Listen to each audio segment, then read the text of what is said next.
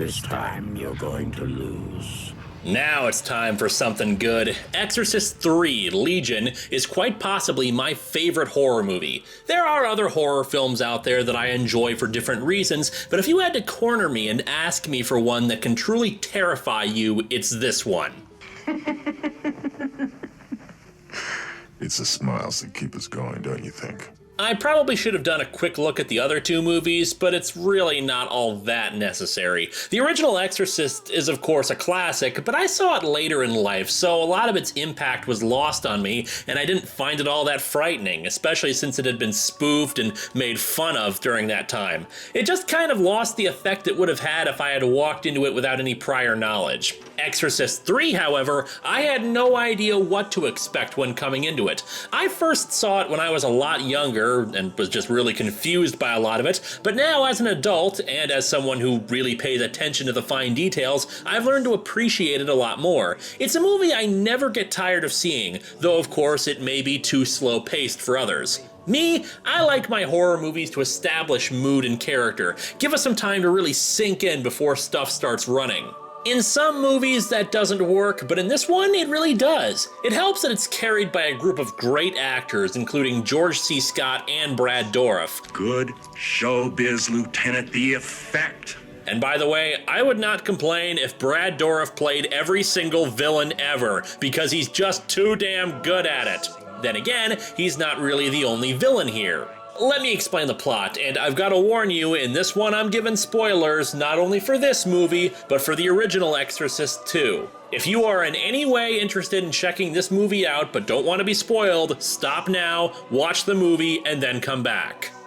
Oh, few boos from the gallery, I see. For those who need a quick refresher of The Exorcist, Regan MacNeil was possessed by a demon, and at the end, Father Damien Karras challenged the demon to leave Regan and enter his body. Karras then flung himself out a window and down a long flight of stairs, dying and taking the demon with him. It's 15 years later, and our main character is Police Lieutenant Bill Kinderman, who was a minor character in the first movie who had brought Father Karras into the investigation. These days, he's friends with Father Dyer, another minor character from the first movie, who's sadly growing old and dying. Kinderman is investigating a serial killer who has not only murdered a 12-year-old boy that he knew, but also a priest in a confession booth. They think they're related because of the way they were killed, but fingerprints lifted from both scenes don't match to the same person. After Father Dyer is murdered in the hospital and the only lead they have is an old woman suffering from dementia, Kinderman locks down the hospital and begins investigating it. What makes it worse is that the victims are also being killed in the same style as a long-dead serial murderer known as the Gemini killer. This leads Kinderman to the disturbed ward of the hospital and a man in cell 11.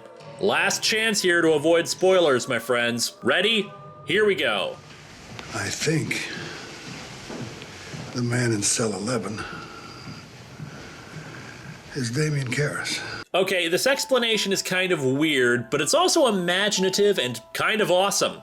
The demon that was inside Karras was naturally pissed off about what happened at the end of the first movie.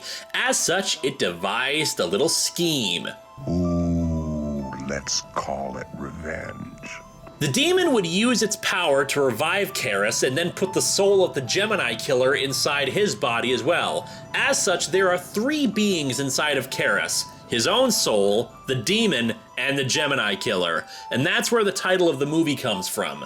My name is Legion, for we are many. Karras' body was dead though, so it took 15 years to regenerate all the damage done to it, particularly to his brain.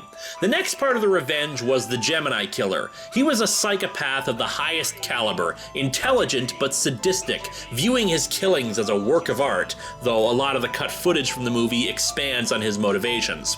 As such, he's more than happy to continue killing people. They do this through the demonic possessions. The Gemini killer's spirit takes control of patients at the hospital and then uses their bodies to murder people while his body remains in the cell.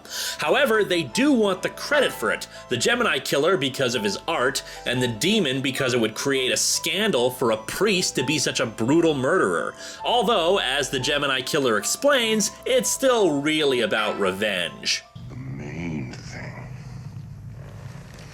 is the torment of your friend Father Karras. He is inside with us! He will never get away! His pain won't end! Now, of course, this sounds more than a little bizarre when I'm explaining it to you, but when Brad Dourif is laying all this out, it's phenomenal. It's really a hypnotic performance. These expository bits last several minutes each time, but they're so well acted that you don't even realize it. The movie was written and directed by William Peter Blatty, who just happened to be the original author of The Exorcist, the novel anyway. As such, this one is based on The Exorcist's book sequel called Legion. There are a lot of differences between the two, but most glaring is the ending. In the novel, the Gemini killer wills himself to die since he feels his mission is over. The studio, however, insisted that there be an exorcism scene in the movie, thus we have a tacked-on character named Father Morning. I'm in the minority on this one, but I actually really like the exorcism scene. It's really the only time we get to see the demon again, and we truly get to see just how powerful the thing can get. After all, it was only in Reagan for a relatively short time and still wreaked some havoc, but it had 15 years to fester inside of Karras and build up its strength. Father Morning was stupid to come in on his own, and at first the demon just tries a teensy little illusion to screw with him, but when that obviously doesn't work, the demon decides not to screw around anymore, blows up his Bible, and that's where we get some gore. The problem with this scene is the character of Father Morning. Like I said, he was added in at the last minute because of the studio's insistence, so he has like 1 or 2 scenes before the exorcism, and he doesn't say a damn thing. Hell, when you first see him going in for the exorcism, you're liable to say, wait, who the hell is this? I cast you out, unclean spirit, along with every satanic power of the enemy. Every specter from hell. In the name of our Lord Jesus Christ. I get why people are upset by the scene, but I enjoy it along with the rest of the movie. In the end, Kinderman manages to kill Karras' body when Karras briefly regains control of himself. George C. Scott was actually nominated for Worst Actor at the Golden Raspberry Awards in 1991 for this movie.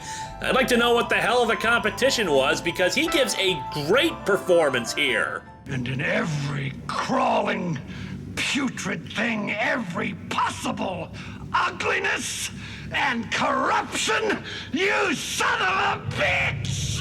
For me, the best horror is all about atmosphere and being genuinely terrifying. I could go on and on about this movie, all the little details, the hints that pay off later, and quite possibly the best jump scare ever in a movie. And yes, I say that in a very positive manner, but we should end here.